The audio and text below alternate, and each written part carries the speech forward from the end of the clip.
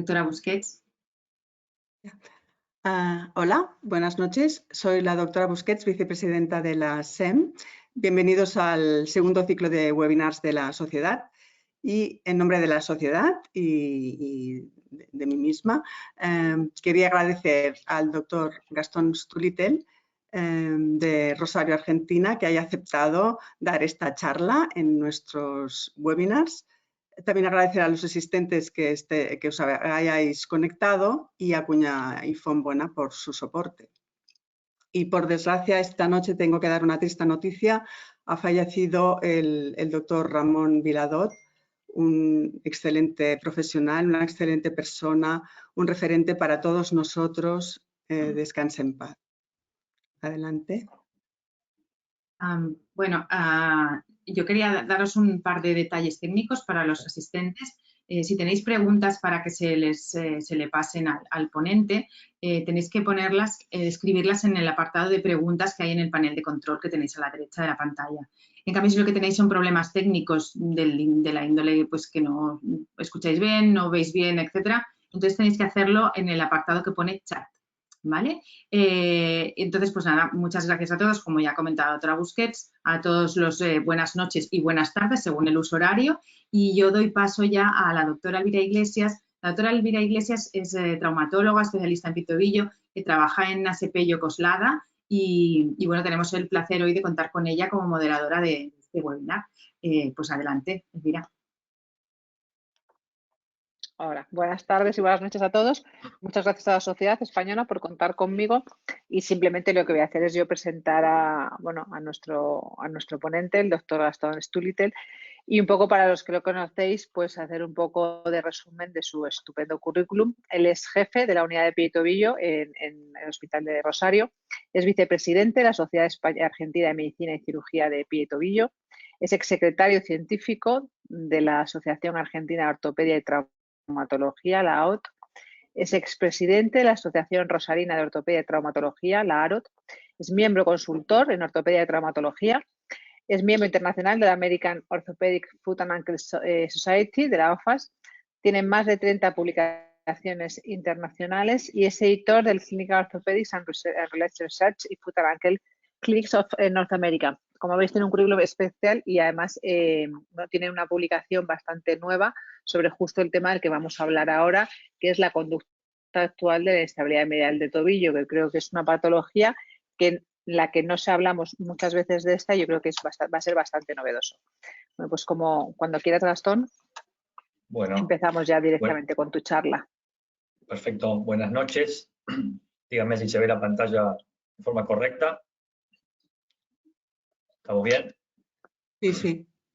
Bueno, en primera instancia, quiero agradecer a la SEM, a la Sociedad Española, por esta invitación. Es un gusto para mí, es un honor a su presidente, al doctor Dalmau, a la doctora Busquets, y en este caso a la doctora Catalán y a la doctora Elvira Iglesias, con la que estuve hablando, estuvimos armando este webinar durante un largo rato. Y vamos a hablar un poco de esta patología. Me pidieron que haga algo un poco entretenido, que muestre casos y demás. Vamos a ver casos, por supuesto, pero fundamentalmente quiero dejar algunos conceptos claros, porque creo que lo más importante en esta patología es la toma de decisiones, no tanto el tema quirúrgico, que obviamente lo vamos a abordar, pero me parece que hay que tener conceptos un poco que nos van a servir de herramienta para tomar decisiones.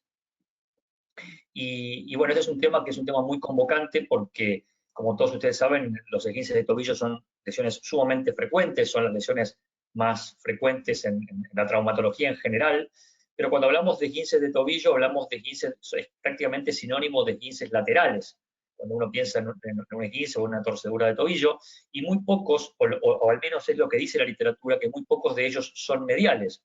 Lo cierto es que cuando uno empieza a investigar y a indagar sobre este tipo de esguinces, vemos que probablemente no sean tan infrecuentes como siempre creímos, y de hecho muchos de ellos, hay muchas publicaciones que remarcan la asociación de estos esguinces con los esguinces laterales, y es un tema que, a pesar de ser un tema frecuente y que todos los días prácticamente nos enfrentamos a este tipo de lesiones, Es un tema sumamente controvertido y no está del todo claro cómo nos debemos manejar en este tipo de lesiones. Vamos a hablar un poco de biomecánica. Ustedes saben que no se puede enfatizar más el rol estabilizador que tiene el ligamento interno, el complejo ligamentario, mejor dicho, medial del tobillo. Ustedes saben, está en todos los libros, que su función más importante es restringir el valgo del talo y su rotación externa, y que dentro de sus componentes, dentro de su compleja anatomía, dentro del fascículo posterior, dentro del fascículo profundo, el ligamento posterior tibio-talar es el más importante en lo que le confiere estabilidad a la articulación tibio-talar. Y aquí vamos a empezar a hablar un poco del tema de la estabilidad, que es un tema que tanto nos apasiona, y siempre se hizo mucho énfasis en lo que es la estabilidad de la articulación tibio-talar. Pero como todos ustedes saben, este complejo ligamentario es, justamente, valga la redundancia, sumamente complejo, y que ese ligamento profundo, que es el más importante en lo que es la estabilidad tibiotalar, está acompañado de un fascículo, de un complejo superficial que relaciona al colículo, a los dos colículos del mareolo tibial con el escafoides, con el ligamento en hamaca o spring ligament, y con el calcáneo, en este caso con el sustentáculo tali, y eso le confiere estabilidad a la articulación subtalar y a la articulación de Chopard, con lo cual en los últimos tiempos se le está dando más importancia a este fascículo superficial y se está empezando a ver que no es tan inocente como creíamos anteriormente. ¿Y por qué es tan importante hablar de inestabilidad medial, de esguinces mediales? Digamos, su importancia radica en que históricamente se lo trataba un poco emulando a la lesión externa, y hoy sabemos que no es así. Todos tenemos la sensación de que un esguince externo, en términos generales, andan en mayor o menor medida bien, y yo les diría que el escenario en la inestabilidad medial es absolutamente el opuesto. Es decir, es muy raro que un paciente no tratado adecuadamente no tenga síntomas o no tenga persistencia de síntomas durante el esguince agudo, y lo que se sabe es que hay un porcentaje que supera el 10%, 12% para muchos, de estos pacientes que van a desarrollar una artrosis de la articulación tibiotalar, y esto va a suceder con un tiempo de latencia que es sensiblemente inferior a lo que es la inestabilidad lateral, con lo cual es una patología que, si yo tendría que decirlo en términos simples, perdona menos que la inestabilidad lateral, que en términos generales un gran porcentaje evoluciona favorablemente. Con respecto al mecanismo del trauma, es muy importante, y aquí también no es simplemente una cuestión teórica, sino que debemos indagar al paciente en cómo fue el mecanismo. Y siempre los libros refieren que este tipo de lesiones conlleva algún grado de eversión y de rotación externa, y de allí que se le asocia frecuentemente con fracturas o con lesiones que tienen este mismo mecanismo, fracturas de peroné que asocian pronación, como pronación, rotación externa, pronación, abducción, y, por ejemplo, lesiones de la sindesmosis que utilizan el mismo mecanismo, pero también pueden suceder luego de lesiones de supinación. Podemos tener lesiones ligamentarias mediales luego de una fractura tipo SER, o supinación rotación externa, y muchas veces, sobre todo cuando se asocian a esguinces laterales, tenemos este mecanismo mixto de eversión e inversión que el paciente a veces no refiere, o muchas veces queda enmascarado o oculto detrás de un esguince lateral, que es nuestro primer diagnóstico cuando vamos a ver un esguince de estos pacientes en agudo. Las lesiones crónicas son, sin duda, lesiones que se ven con relativa frecuencia y que generalmente se deben a lesiones agudas no diagnosticadas. Esto es lo habitual. Su relación con la disfunción del tendón tibial posterior es bastante discutida en los últimos tiempos, si puede ser causa, consecuencia. Esto es un tema que no me voy a profundizar aquí porque es bastante largo, y también puede deberse a pies planos, digamos, a deseques en el plano coronal que generan una atenuación y una inestabilidad en forma crónica, también está, pero lo habitual, digamos, para tener en cuenta, son lesiones agudas no diagnosticadas. Ahora bien, ¿cómo hacemos el diagnóstico? Vamos a hablar primero de la lesión aguda.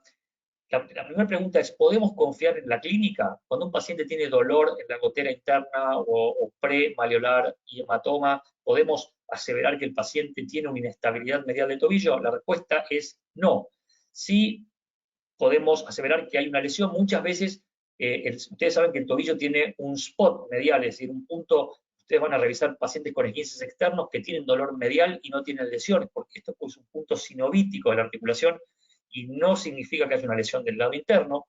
Y en caso de que lo hubiera, esto puede implicar una lesión probablemente del ligamento superficial o una lesión parcial, es decir, que es una lesión, pero no es una lesión que genere inestabilidad, con lo cual no podemos dimensionar la gravedad o caracterizar la lesión confiando solamente en la clínica, en agudo, lamentablemente. Y con respecto a la forma crónica, probablemente sea aún más difícil, porque el paciente con una inestabilidad medial no refiere inestabilidad, episodios de esguinces, digamos, todo el relato que hace un paciente con la inestabilidad lateral. Es muy diferente, generalmente consulta por dolor, dolor premaleolar, un dolor que a veces es indistinguible de una fricción anteromedial. Entonces nos encontramos muchas veces frente a un diagnóstico que es bastante complejo. Sí es más fácil cuando el paciente desarrolla un retropie valgo y ahí ya tenemos algún signo más inequívoco de que el paciente padece una inestabilidad del componente ligamentario medial. Entonces, por un lado les digo que no podemos confiar en la clínica, la pregunta es ¿a qué echamos mano? Echamos mano a las imágenes. En la radiografía le damos mucha importancia al espacio claromedial, que es la distancia medida en el ángulo superomedial del astrágalo, que tiene un valor arbitrario de 4 milímetros, y que debemos ver toda la gotera, el plafón tibial y la gotera interna, y de alguna manera tiene que mantenerse este ancho y tiene que ser precisamente simétrico y congruente.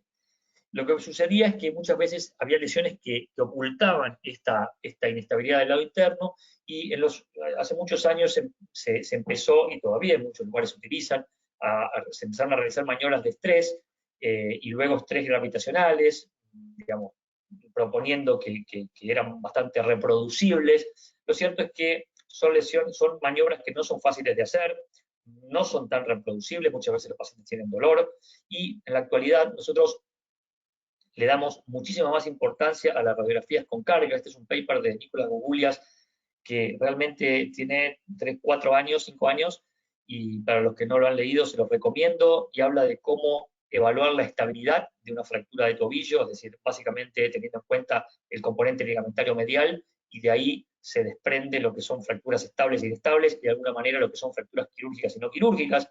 Nosotros desde que leímos este paper hace algunos años empezamos a pedir radiografías con carga, incluso hasta fracturas, y nos encontrábamos con escenarios realmente muy interesantes, con conceptos realmente que antes no prestábamos atención, y veíamos casos, por ejemplo, como este, con un espacio claromedial aumentado, como ven aquí. Este paciente le sacábamos el yeso, le hacemos unas radiografías con cargas y nos encontrábamos con esta congruencia, y realmente nos sorprendíamos. Y esto, obviamente, tiempo después entendimos que se debía al efecto ligamento táxico que hace que, sobre todo, que seas profundo, que en 90 grados y en carga tiene su punto isométrico, y es el punto en el que le confiere mayor estabilidad a la articulación tibiotalar. Y esto también desmitifica otro mito, que es el de la carga precoz, porque la carga precoz uno podría pensar que genera alguna inestabilidad o alguna tensión del lado medial, y estas imágenes de alguna manera reflejan lo contrario. Sí, me parece sumamente importante ver las imágenes. No sé cómo es en España, pero en Argentina muchos de los médicos confían en los informes, que a veces están hechos por especialistas en lesiones musculoesqueléticas y a veces no. Yo tuve la suerte de haber sido formado mirando con imagenólogos especialistas, y me he hecho el hábito, y creo que es algo que lo recomiendo, porque, digamos, me parece que nosotros mismos tenemos que ser bastante agudos, y me parece que la resonancia da mucha información. A veces nos encontramos con estructuras completas, como ven en la foto de arriba a la izquierda, a veces nos encontramos con ese abombamiento de las fibras del ligamento profundo que claramente no hablan de no normalidad. Podemos encontrarnos con edemas tanto de la pared lateral del astrágalo como del colículo anterior, es decir, yuxta ligamentarios que hablan de que hubo ahí una lesión.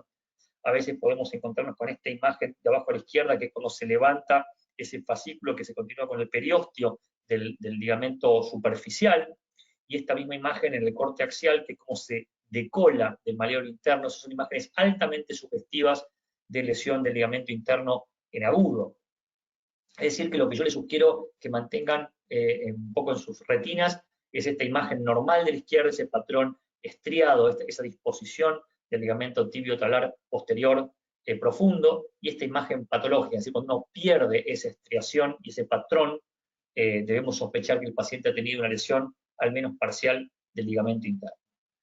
Y dentro del arsenal artroscópico, también la artroscopía, esta es una fractura que le colocamos en el artroscopio, y ven, fíjense el hematoma, una vez que removemos el hematoma, vemos con la maniobra de valgo cómo se abren ahí la profundidad las fibras del ligamento profundo, y puede darnos una idea diagnóstica también la artroscopía si tenemos dudas, y muchas veces, de hecho, muchas veces tenemos dudas, e incluso a veces, como casos como este, en pacientes con espacio claro que uno lo ve claramente, y en otras veces cuando terminamos de operar a los pacientes y aún en una cirugía abierta puede terminar siendo un elemento diagnóstico, como en este caso, cuando vemos que hay un hematoma y que hay una ruptura, terminamos de definir el diagnóstico a veces en forma intraoperatoria, y eso a veces sucede.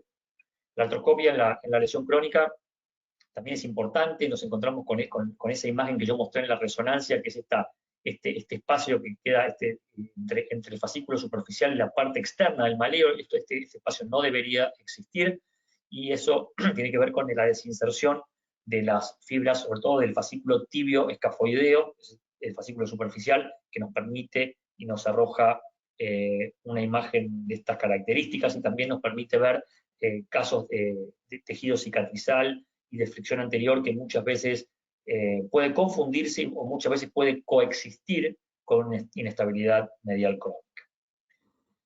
Entonces, la pregunta del millón que nos gusta hacernos a los traumatólogos es, bueno, ¿cómo debemos tratar estas lesiones? Y en general nos gusta, alguna vez con el doctor Monteagudo y con el doctor John en Barcelona, recuerdo, año 2010, charlábamos sobre esto, y el doctor John nos decía que los traumatólogos somos gente muy simple y que nos gusta tener respuestas simples. Entonces uno preguntaría acá, bueno, entonces ¿tengo que operar o no tengo que operar estos ligamentos internos? Y yo lamento desilusionarlos en que la respuesta no es tan simple, es que ni todos se operan, ni todos no se operan, y lo que tenemos que es tener en cuenta son algunos factores que nos van a hacer tomar decisiones, ya sea en un sentido como en otro. ¿Y por qué esto no es tan lineal? Porque nos encontramos con muchas limitaciones y dificultades para definir cuál es el mejor tratamiento. Primero, dificultades anatómicas, con ese patrón ligamentario tan complejo, es difícil definir lo que es esto no es un ligamento cruzado anterior, no es un fascículo como un fascículo tendinoso, sino que es como un manto ligamentario, entonces es difícil definir lo que es una lesión parcial de una lesión completa. Para colmo de males, existen variantes anatómicas con algunos fascículos inconstantes, y esto de alguna manera lo que hace es llenarnos de dudas en lo que es, sobre todo, la fase diagnóstica. Pero afortunadamente la mayoría de las lesiones de ligamento interno no conllevan inestabilidad, y en ese sentido el tratamiento conservador afortunadamente va a traer buenos resultados. Esto es importante decir. Y quiero dejarles algunos conceptos. Este es un artículo que mencionaba la doctora Iglesias anteriormente. Es un capítulo del Foot and Ankle Clinics en el que abordamos un poco todas las lesiones del complejo ligamentario medial, probablemente mejor llamado deltoid spring en inglés, o deltoideo en hamaca, porque esto realmente no es un ligamento, sino que es un complejo ligamentario. Y quiero dejarle algunos conceptos para que tengan en claro. El primero es que no sabemos a ciencia cierta si son poco frecuentes o no. Yo creo que son sumamente subdiagnosticados, así que probablemente la verdadera prevalencia de estas lesiones no está clara. Lamentablemente, y esto es algo bastante frecuente en el tobillo y el pie, la evidencia es poca y de mala calidad, con lo cual tampoco podemos echar mano para dar una solución acabada de todas nuestras dudas y todas nuestras cuestiones. Sí sabemos que las lesiones estables son bien tratadas con el tratamiento conservador, y que las lesiones inestables son sumamente controvertidas, y que vamos a depender de diferentes factores y que vamos a ver a continuación, que nos van a ayudar a tomar una decisión para ver para qué lado vamos a orientar nuestro tratamiento. Sabemos que estos esguinces agudos son esguinces que tienen una mayor convalescencia, que realmente, como dije antes, no van a pasar desapercibidos en un paciente, no es un esguince que se comporta del mismo modo que un esguince lateral, y que la clave del éxito en esta patología es preservar la estabilidad que confiere este ligamento interno. Como dije antes, la clínica lamentablemente no es confiable y debemos considerar varios aspectos, entre ellos las lesiones concomitantes, las lesiones previas del paciente, que no son un detalle menor, y el tipo de pie que tiene el paciente. Fíjense, factores que uno probablemente a prima facie no le prestaría una particular atención. En este sentido, los factores claves son, como dije antes, qué lesiones se asocian a esta lesión aguda, ya sean fracturas, otras lesiones ligamentarias de la sindesmosis o del ligamento externo, por ejemplo, las lesiones previas que ha tenido el paciente, y esto es algo sumamente frecuente, paciente que agrega una aguda sobre una crónica, o un medial o un lateral, o viceversa, la estabilidad, que vamos a valernos de algunos aspectos clínicos y de imágenes para tratar de dilucidarla, qué tipo de pie tiene el paciente, ahora vamos a charlar un poco a esto, es un tema que me parece sumamente interesante y es una observación que venimos haciendo desde hace muchos años, y fundamentalmente, ¿quién es el paciente? Este es un aspecto también muy, muy importante, probablemente uno de los más importantes a la hora de tomar decisiones. Por ejemplo, cuando hablamos de qué tipo de pie tiene el paciente, vemos esto, ¿no? Un paciente con una lesión aguda, y fíjense el pie izquierdo que tiene un pie plano. Los pies planos claramente son pacientes que tienen una mayor solicitación mecánica del complejo ligamentario medial, está mucho más exigido mecánicamente. Entonces, cuando vemos un pie de estos, fíjense el descubrimiento talonavicular que tiene este pie izquierdo, y nos encontramos con esta lesión que impresiona la lesión parcial del ligamento interno, uno se pregunta si estamos realmente ante una lesión leve. Y fíjense que este paciente persistió con síntomas que realmente fue realmente un problema, y es un paciente que terminó siendo quirúrgico, y en ese sentido, muchas veces, por ejemplo, los pies cabos o los retropiés varos hacen que este tipo de lesiones sean notablemente más benignas que en pacientes con pie plano. Es decir, de alguna manera, ese pie cabo, ese varo en el plano coronal, blinda de alguna manera a esta lesión. Como dice, siempre suele referir el doctor Monteagudo, la alineación ósea de alguna manera es la que manda, y las partes blandas van a sufrir o estresarse de acuerdo a una buena o una mala alineación y a una presencia o no de inestabilidad. Después debemos pensar quién es el paciente. Esto es sumamente importante. No es lo mismo un paciente añoso o no demandante que un deportista profesional llevado al extremo, o un paciente joven, un paciente que es deportivamente activo. Es decir, en estos pacientes, los últimos que mencioné, vamos a pensar probablemente más en ser más agresivos, en ser más quirúrgicos, y probablemente en los pacientes menos demandantes vamos a ser probablemente más conservadores. Bien, entonces, volvemos a la pregunta del traumatólogo. La pregunta es, bueno, ¿opero o no opero estos pacientes? La literatura, como suele suceder en medicina, es controvertida. La mitad de la biblioteca dice o avala de alguna manera la opción quirúrgica, y la otra mitad dice que no es necesaria. Es decir, que uno tiene, si tengo que decirles algo, es que tienen aval para tomar ambas conductas, pero esto realmente no es una respuesta muy apetecible. Lo cierto es que este es otro tema, que la mayoría de las publicaciones que existen en la literatura son lesiones del ligamento interno asociadas a fractura de peroné, y esto uno puede extrapolarlo a las lesiones ligamentarias puras, por ejemplo, pero claramente son lesiones que probablemente tengan algún grado de diferencia, con lo cual estamos haciendo algún grado de extrapolación que probablemente no sabemos si es correcta. Pero lo cierto es que si somos estrictos y pragmáticos, no hay una evidencia significativa en cuanto a los beneficios de operar en términos generales a pacientes con lesiones ligamentarias de tobillo. ¿Esto qué quiere decir? No quiere decir que la diferencia entre operarlos y no operarlos no es muy grande, con lo cual esto no significa que no pueda haber una diferencia entre ambos. Esta es un algoritmo que publicamos en aquella publicación del año pasado que les comenté, y de alguna manera fíjense lo que hablamos es que cuando tenemos un esguince medial de tobillo, entre el examen físico y las imágenes, radiografía con carga y resonancia, hablamos de lesiones aisladas y de lesiones asociadas.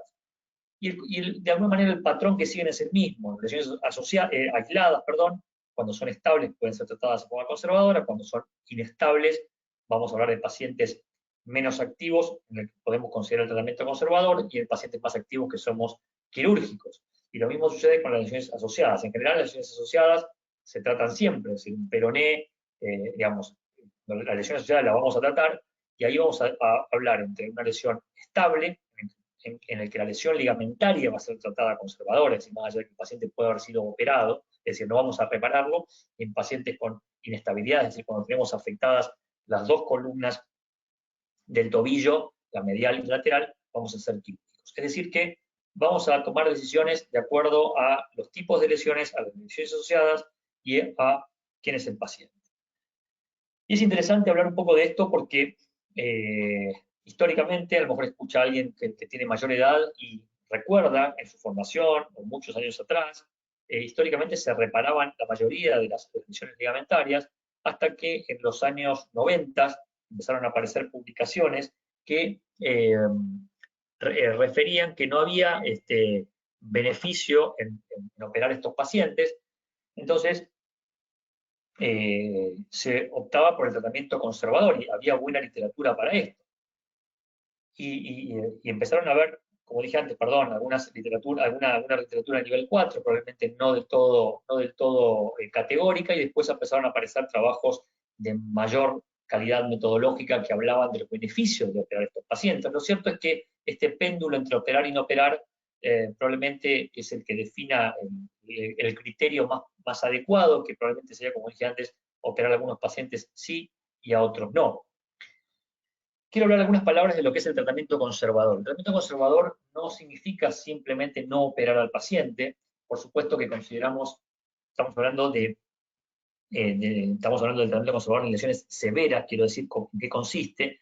Y en este sentido quiero decirles que somos agresivamente conservadores. Es decir, debemos dejar al paciente, a mí me gusta utilizar una bota de yeso para estos pacientes porque nos permiten que el paciente coloque el tobillo en 90 grados y que no lo movilice de alguna manera, ese ligamento cicatrice con el punto isométrico, y eso nos va a conferir la estabilidad que estamos buscando. Ustedes saben, como toda estructura ligamentaria debe tener una inmovilización, aunque sea parcial, de 6 semanas, es decir, hacemos las primeras 3 con un yeso estricto, puede ser una bota Walker estricta, pero es raro que el paciente no se la saque y se la ponga, eso es bastante poco frecuente, y luego con una tobillera. Y sí nos tomamos el tiempo para, a partir de la 3ª semana, que el paciente empiece con ligeros movimientos de flexión dorsal y plantar para prevenir lo que es la fricción anteromedial, que es una complicación en este tipo de lesiones, ya sea quirúrgicas y no quirúrgicas. Un aspecto interesante de esto es la carga. En la literatura no es un tema que esté abordado, lo hemos estudiado numerosas veces, sin embargo, como dije antes, la carga puede ser un aspecto sumamente interesante y de hecho puede ser beneficioso porque obviamente esto requiere menos atrofia muscular y demás, y nos va a dar una mejor congruencia articular, como mostré en las radiografías con carga. Mientras que el tratamiento quirúrgico lo reservamos a deportistas profesionales o pacientes demandantes, digamos, desde el punto de vista deportivo, cuando existen lesiones asociadas y en fracturas inestables, por ejemplo, en el grado de las fracturas con pronación o rotación externa. Vamos a ver algún caso. Esta es una lesión, un paciente de 20 años, joven, un esguince medial, un esguince puro. Fíjense, acá se ve una reconstrucción completa, no hay que ser muy agudo para ver esta ruptura. Fíjense cómo se levanta, como dije, cómo se despega en parte el colículo anterior, el ligamento superficial. En este caso lo que hicimos fue simplemente una reparación bastante clásica, con anclas o arpones. Realmente colocamos en el colículo anterior, uno en forma medio anterior y otra bien caudal, para de alguna manera dar estabilidad plantar y anterior. Acá ven el tendón tibial posterior, y hacemos una reparación con anclas en un maleo interno bastante estándar, no tiene nada de particular. Acá ven los arpones, están colocados un poco dorsal para mi gusto, pero eso es lo que hacemos habitualmente en los esguinces o las lesiones ligamentarias puras. En las lesiones de Maisonneuve, históricamente, obviamente, se trataban en algunos papers con unos series casuísticas con tomillos o con la lesión de la syndesmalia y el deltoideo. En la década del 90 se dejaba conservador. Lo cierto es que hoy en este tipo de lesiones, con el paciente en quirófano, probablemente seamos más agresivos y no nos cuesta nada explorar y reparar el ligamento interno, y eso nos va a dar un poco más de certeza en nuestra reparación ligamentaria, y es lo que hacemos habitualmente cuando operamos este tipo de lesiones. En cuanto a la inestabilidad crónica, la disyuntiva histórica es reparar versus reconstruir. Reparar quiere decir la imbricación de ese tejido cicatrizal, que muchos lo subestiman porque sostienen que es un tejido de mala calidad. Sin embargo, para muchos esto tiene buenos resultados siempre y cuando corrijamos la alineación ósea, que es un poco lo más importante que debemos tener en cuenta cuando tenemos ya una inestabilidad de tipo crónica. En ese sentido, evaluamos clínica y radiográficamente a los pacientes, y lo que hacemos es generalmente algún tipo de osteotomía. Vamos a ver que es un caso que ya tiene algunos años, es un paciente de 41 años con un dolor medial de tobillo, signos de inestabilidad crónica. Fíjense, son placas viejas, de hecho que hay un mecanismo de bostezo, así que vemos esta abulsión, y fíjense el valgo de este retropié, la abducción del antepié, todos signos inequívocos de una inestabilidad crónica. Es un paciente que, fíjense que no tenía mucho aumento del espacio claro, pero sí tenía un dolor premaleolar, esta resonancia con una ruptura completa. Y lo que hicimos es una vieja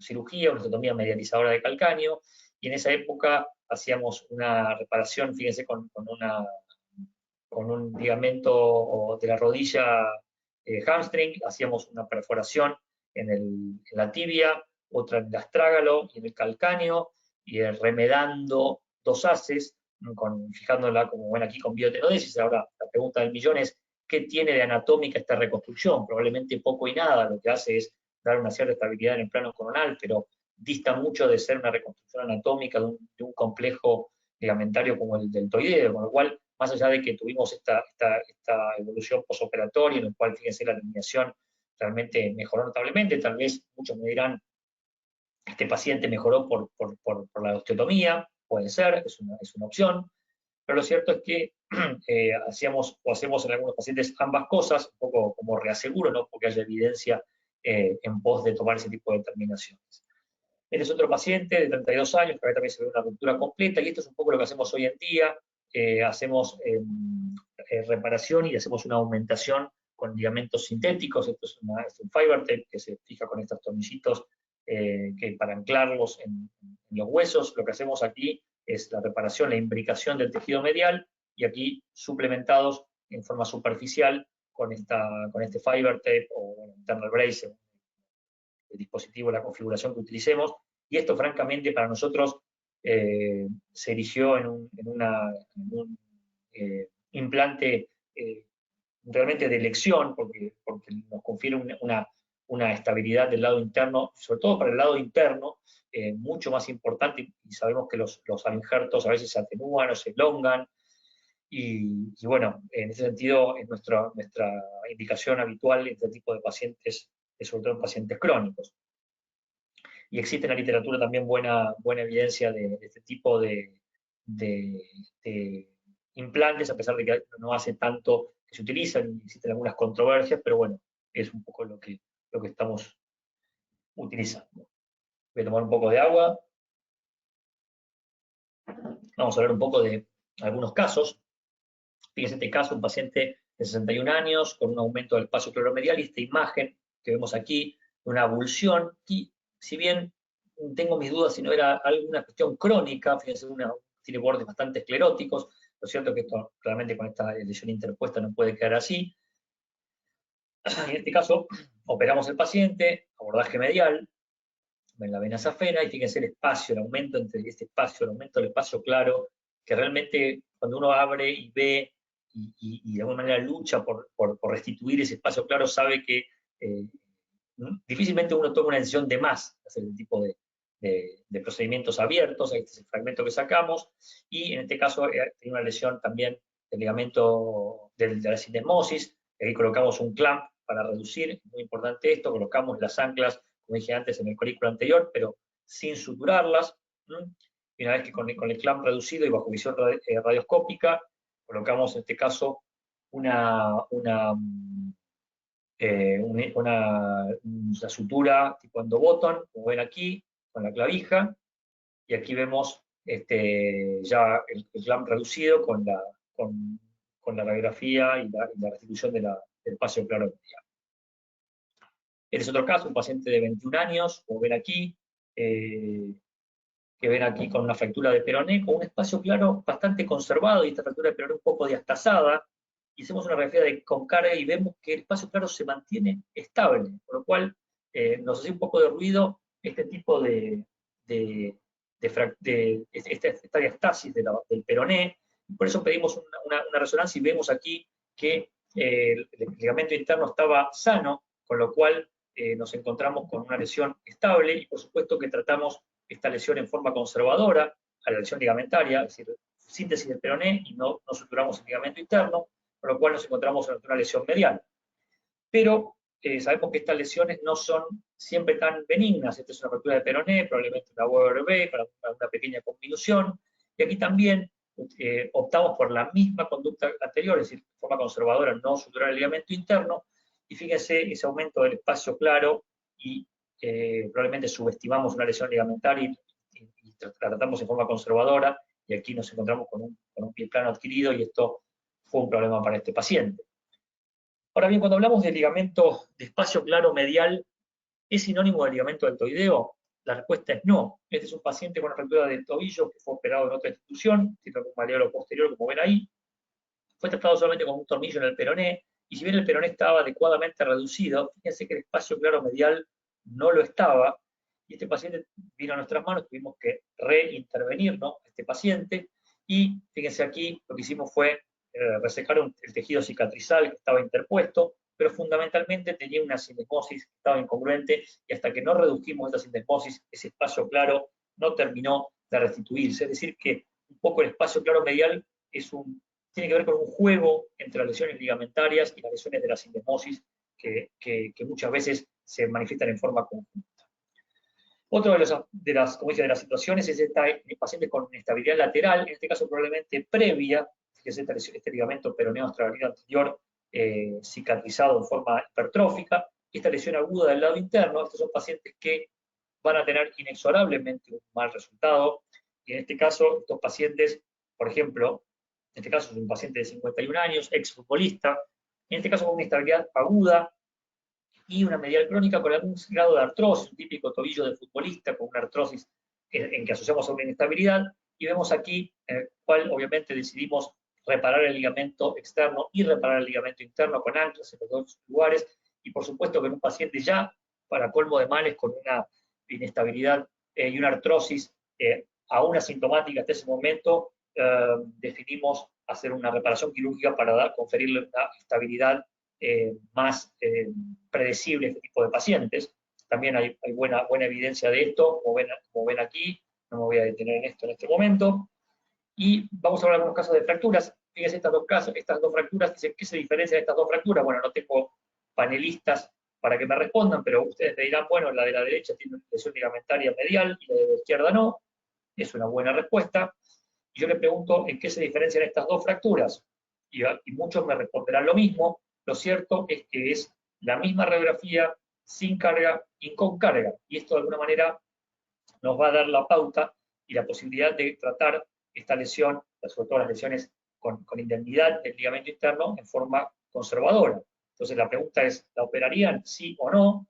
Y entonces volvemos al concepto del pilar interno y del pilar externo del tobillo, y cuando ustedes saben que esto es como un anillo, cuando tenemos un pilar sano, estamos ante una lesión estable, y eso nos permite o nos autoriza de alguna manera a hacer un tratamiento conservador. Volvemos con el concepto de Gugulias, de las radiografías con carga, entonces lo charlamos, y esto es un poco lo que se aplicaba en los años 90, con estos casos con una fractura también WRB, con espacio claro medial aumentado, y cuando restituimos el peroné, en este caso no se hizo nada, y nos encontramos con una lesión, con un espacio claro medial restituido, lo cual este es un poco el concepto que muchos de los traumatólogos tienen en cuenta a la hora de tomar esta decisión, que significa que ante una adecuada reducción del peroné y una normalización del espacio claro medial no es necesario explorar siquiera el ligamento interno, y esto es así en gran medida, más allá de que no lo es así siempre, con lo cual es importante tener este concepto de alguna manera. Fíjense este caso también, otro paciente de 36 años con una fractura de tobillo, un espacio claro medial, también nos hacemos la pregunta, quirúrgico o no quirúrgico, controlarlo.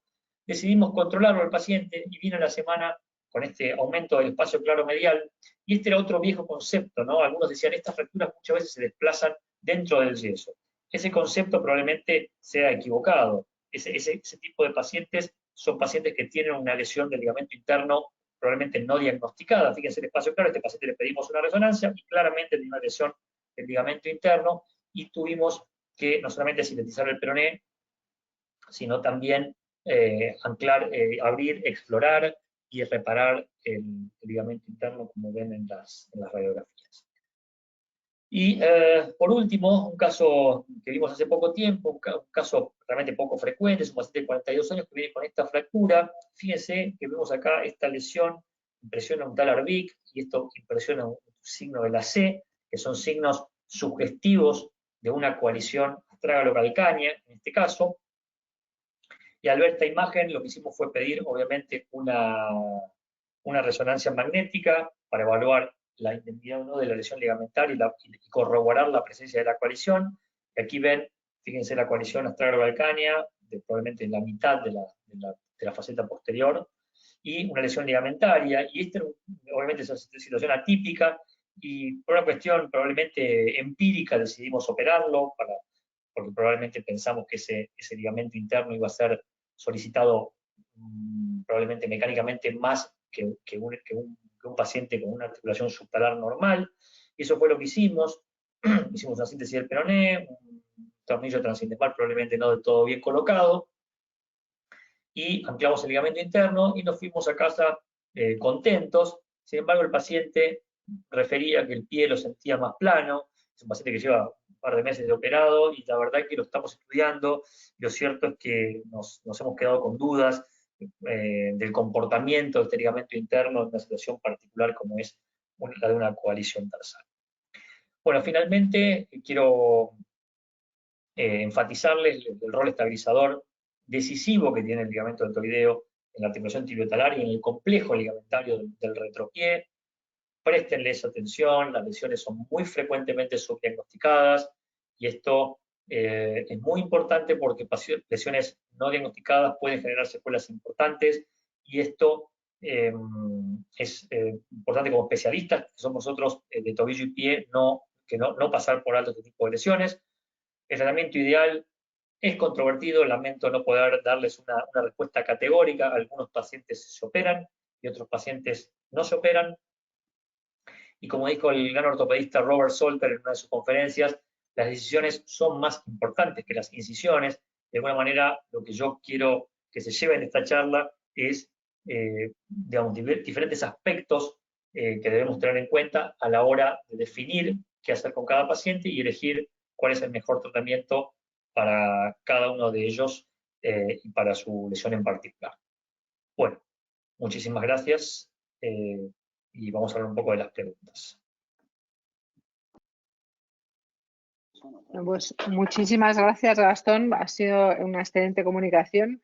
La verdad es que aunque ha sido de gran claridad, bueno, os animo a todos los asistentes a que tenemos la posibilidad de que Gastón nos resuelva todas las dudas que nos queden, que bueno, que seguro que han quedado algunas dudas, ya te digo, a pesar de la claridad de la exposición. A mí sí que es verdad que me ha parecido interesantísima, sobre todo porque a los que nos dedicamos a estos vemos sobre todo las secuelas, y que son muchas. Y sobre todo me ha gustado mucho el incidir en que son lesiones mucho más frecuentes de lo que pensamos, que generalmente mal diagnosticamos, mal tratamos, por eso al final acabamos teniendo muchas secuelas. Y eso yo creo que es, bueno, pues es una patología que es, bueno, en la que tenemos que darle mucha más importancia a la que le damos. Entonces, bueno, tenemos bastantes preguntas. Te voy haciendo preguntas que ha hecho la audiencia. Aunque algunas yo creo que sí que se han contestado a lo largo de la charla, pero un poco para la gente que le ha quedado menos claro. Mira, nos preguntan cómo diferenciar, claro, no sé. ¿Cómo diferenciar de una lesión, y eso me parece interesante, cómo diferenciar una lesión sin desmal de una lesión del ligamento medial? Bueno, son mecanismos diferentes, son dos escenarios diferentes. Digamos, la lesión ligamentar, la sinesmosis es una lesión muy difícil de tener un diagnóstico de certeza en el preoperatorio. Muchas de estas lesiones las terminamos chequeando en quirófano con alguna maniobra de estrés, una maniobra de Cotton o lo que fuera. Yo creo que, a ver, con una resonancia magnética, con reflejo con carga, podemos tener una estimación precisa, pero cuando existen las dos lesiones asociadas o una presunción de dos lesiones asociadas, guarda, ojo, porque ese espacio claro puede deberse tanto a una lesión de la sinesmosis como a una lesión del deltoideo. Y ante la duda, yo creo que es bueno llevar al paciente al quirófano y operarlo. Bueno, bien. Otra de las preguntas es, ¿cuál es el criterio que utilizas para indicar un tratamiento quirúrgico? Yo creo que en una inestabilidad, bueno, depende de si es una inestabilidad medial pura, digamos, sin fracturas de tobillo, probablemente en un paciente joven, demandante, indico tratamiento quirúrgico, en un paciente de varios años o sedentario, opto por el tratamiento conservador. Y, perdón, y teniendo en cuenta, como dije antes, también el tipo de pie es un factor que me puede inclinar más hacia un lado o hacia otro, pero lo decido caso por caso.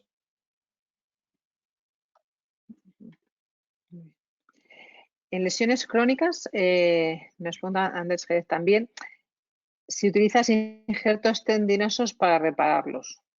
No, lo utilizamos Ya has muchos comentado, años, no, ya lo has comentado. sí, sintéticos. Sintéticos. Para el lado medial, me parece que es un implante que vino a traer soluciones más simples, más rápido, no tiene la morbilidad de la zona dadora de una rodilla, no utiliza el injerto, que el injerto también tiene sus cuestiones, y nunca es mucha la estabilidad. Siempre y cuando uno lo coloque en puntos isométricos, sí podemos discutir qué configuración, porque colocarlo en el sustentáculo tali no es fácil, pero me parece que es un implante que trajo más soluciones que problemas a los tratamientos crónicos.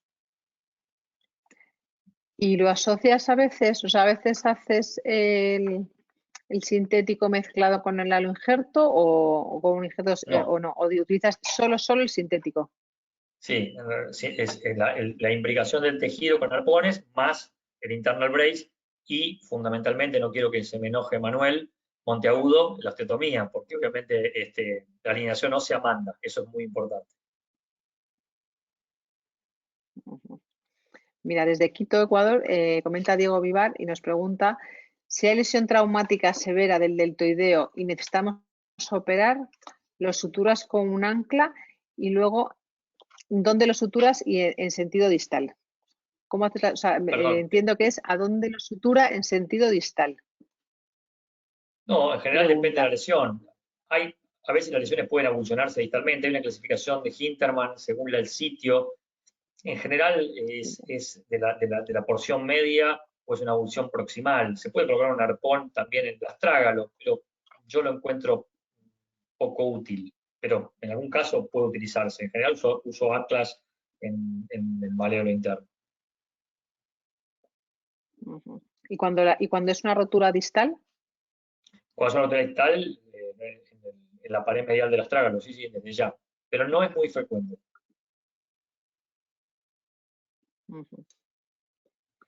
Nos pregunta también Luis Villegas, ¿cuál es su protocolo posoperatorio en una reparación y aumentación para iniciar carga y para hacer inicio de actividad deportiva? Bueno, lo de la carga, yo creo que instintivamente siempre dejamos a estos pacientes sin carga durante 3-4 semanas, pero con el paso del tiempo cada vez con el paciente inmovilizado le doy carga según tolerancia, probablemente a la semana, 2 semanas, inmovilizado. La inmovilización se discontinúa aproximadamente hasta las 6 semanas, ahí comienza la rehabilitación y no es muy diferente a una lesión aguda, quizás un poco más, puede ser 3 meses, 4 meses para el retorno a la actividad deportiva aproximadamente.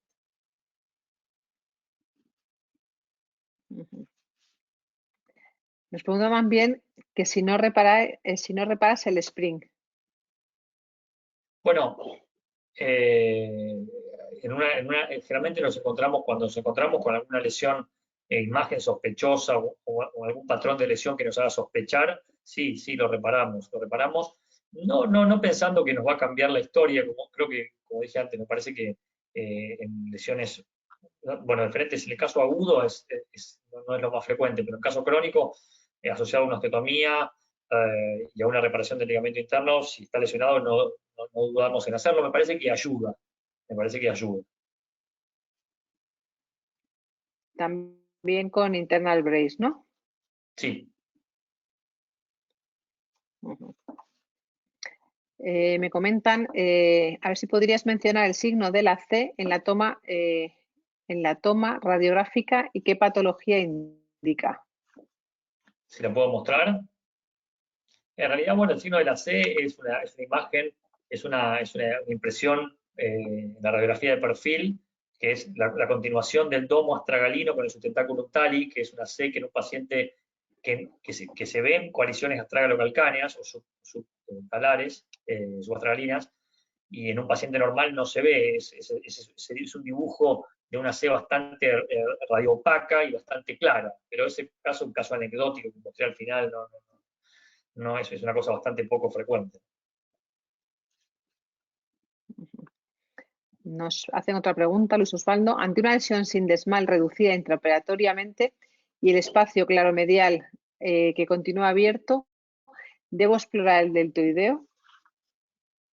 Sí, sin dudas, sin ningún tipo de dudas. Lo que puede suceder ahí, puede haber dos problemas. Puede suceder que haya un problema en el espacio claro o algo interpuesto o que no esté reparado el ligamento interno, y puede ser algo no infrecuente que la sindesmosis, o lo que nosotros consideramos que haya sido una reducción satisfactoria de la sindesmosis, que no lo sea. Esto es algo sumamente frecuente.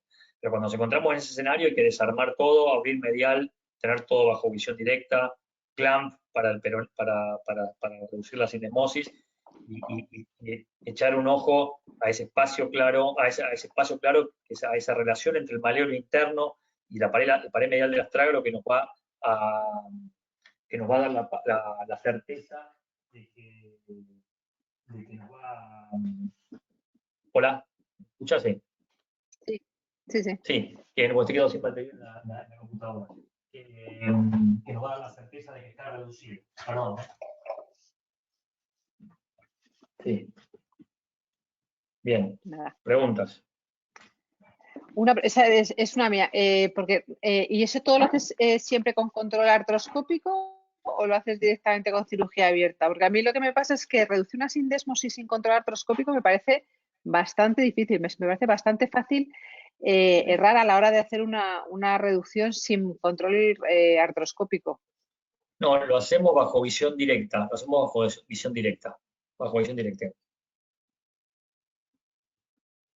bajo Pero a visión mí te digo. Pero sí. Pero pues a mí me parece difícil. Con artroscopía sí. Yo no soy un avesado artroscopista, me cuesta, no tengo mucha paciencia, ese tipo de cosas, pero para los que se dan maña y son buenos artroscopistas, me parece fantástico, es una herramienta muy útil. Yo no la utilizo. Me gusta más verlo abierto, pero bueno, es una preferencia personal. A mí el deltoideo sí, pero por ejemplo a mí para la sindesmosis me parece difícil ver que la reducción es correcta sin artroscopio. Sin artroscopio. Me parece difícil hacerlo abierto. Yo creo que es difícil de las dos maneras. Sí. Bueno, la artroscopía te va a dar probablemente una visión más de la congruencia en la incisura, pero bueno, como te digo, no soy un experto artroscopista, con lo cual no te puedo... Pero sí, me parece que probablemente sea una visión un poco más precisa de la congruencia tibio-peronea distal. Nos hace otra pregunta el doctor Antonio Fernández. Las lesiones combinadas sindesmosis y de ligamento deltoideo con fractura de maléolo posterior, ¿prefieres tornillos transindesmales o reparar el deltoideo sintetizado del maléolo posterior? Uf, qué pregunta. Sí. Compleja. raro, una lesión deltoideo más sindesmosis, más malleolo posterior, raro que no tenga un peroné eso. Sí, a ver, son todos aspectos diferentes. El malleolo posterior, habría que ver qué tipo de malleolo posterior, que si está desplazado, qué tamaño tiene, etcétera. Creo que está bastante claro que no importa tanto el tamaño del malleolo, sino el grado de desplazamiento que tenga. Pero bueno, no es un caso que yo no podría responder en forma genérica, pero iría a corregir todo lo que está fuera del lugar, claramente. Si el malleolo posterior está reducido, no haría absolutamente nada en el malleolo posterior. En ese caso, la sindesmosis, sin ningún tipo de dudas, hay que reducirla, y el deltoideo probablemente también.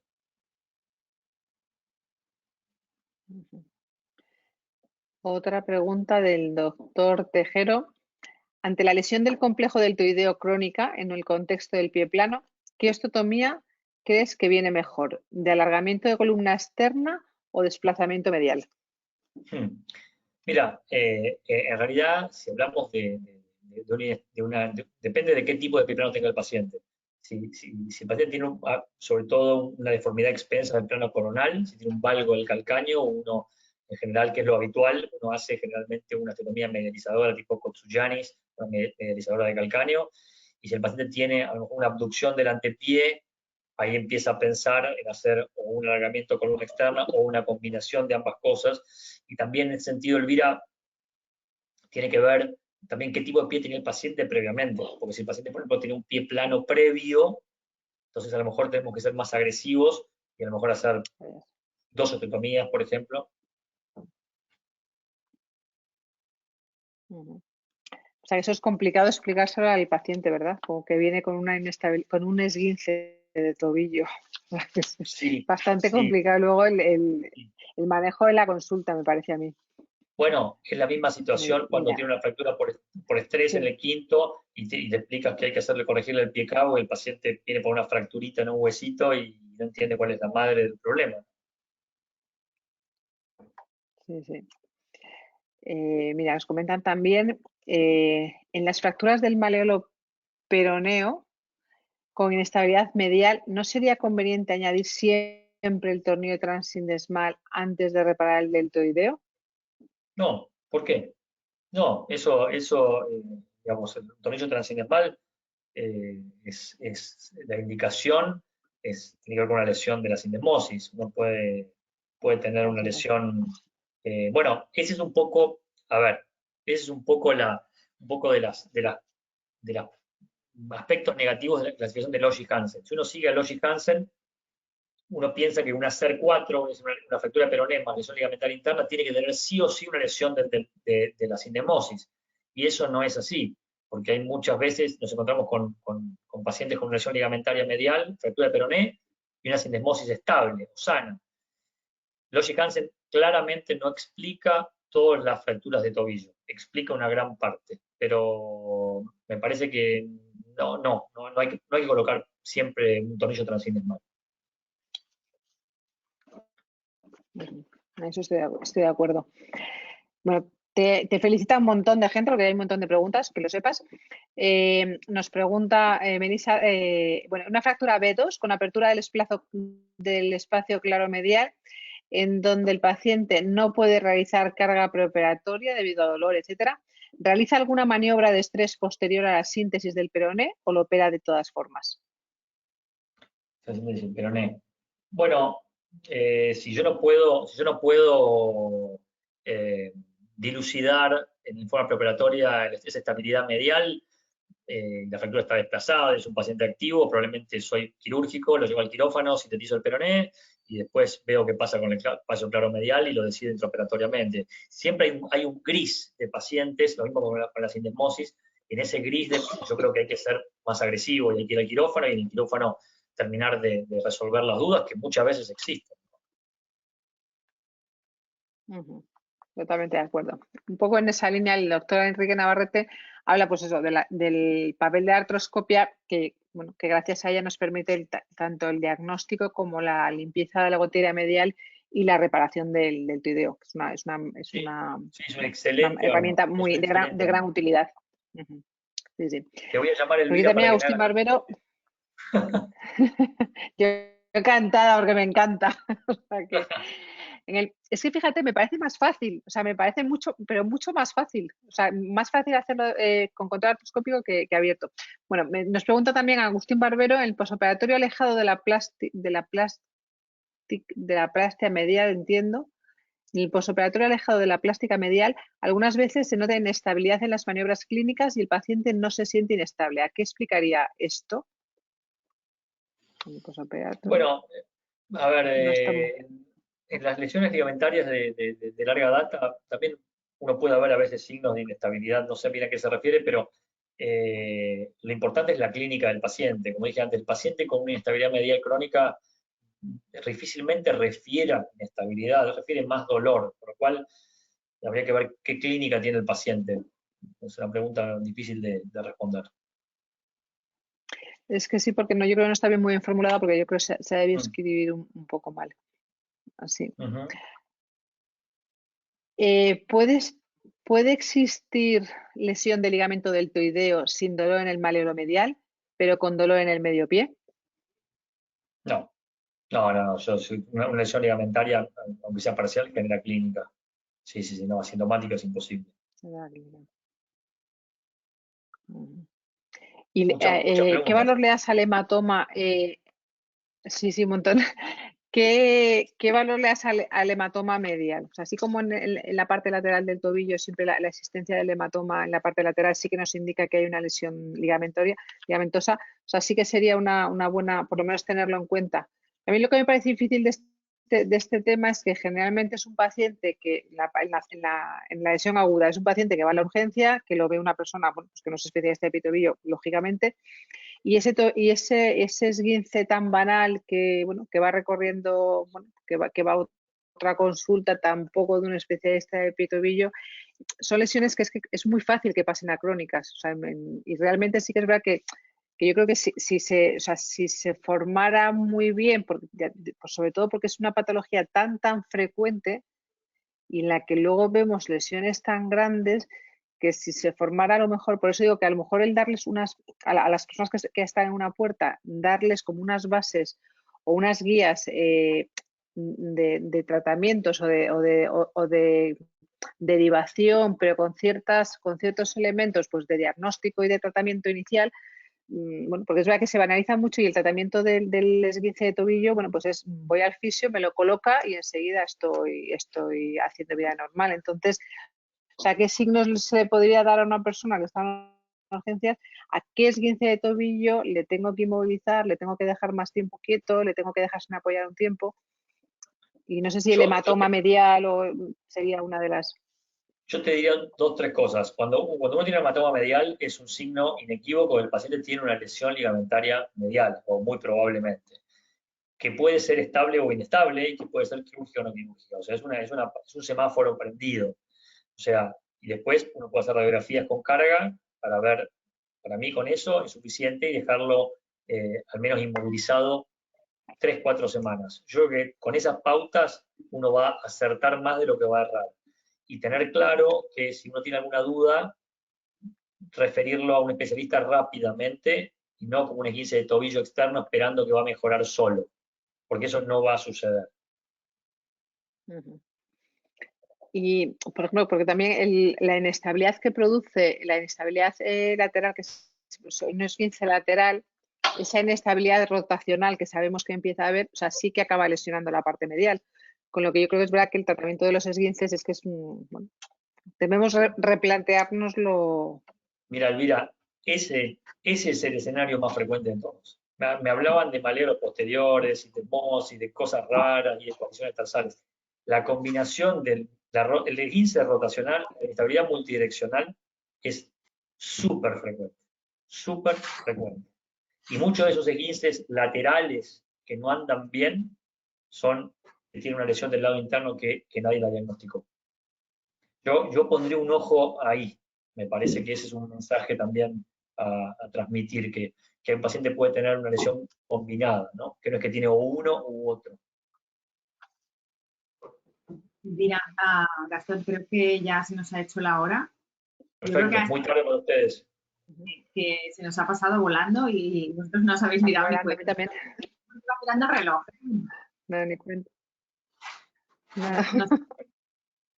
Daros las gracias a los dos, sobre todo a Gastón por el trabajo que ha hecho para esta presentación, a Elvira por esta maravillosa moderación y dar las gracias a Cuña Fombona, a los asistentes sobre todo y a la sociedad por permitir estos webinars, este ciclo de webinars que a todos nos aporta mucho. Y por último, bueno, por mi parte lo último es recordaros el próximo webinar que será el 23 de febrero y el título será Artrodesis ciliocalocalcánea, cuándo indicarla, trucos y técnicas, por el doctor Alberto Macklin de Buenos Aires, Argentina también, que también seguro que está espectacular esta charla. Así que, bueno, nos vemos dentro de un mes. Bueno, muchísimas gracias. Fue un gusto a todos, a todas, por la invitación. Un placer, Gastón. Un placer. Muchísimas gracias a Muchas todos. gracias, Gastón. Buenas noches. Hasta luego. Buenas noches.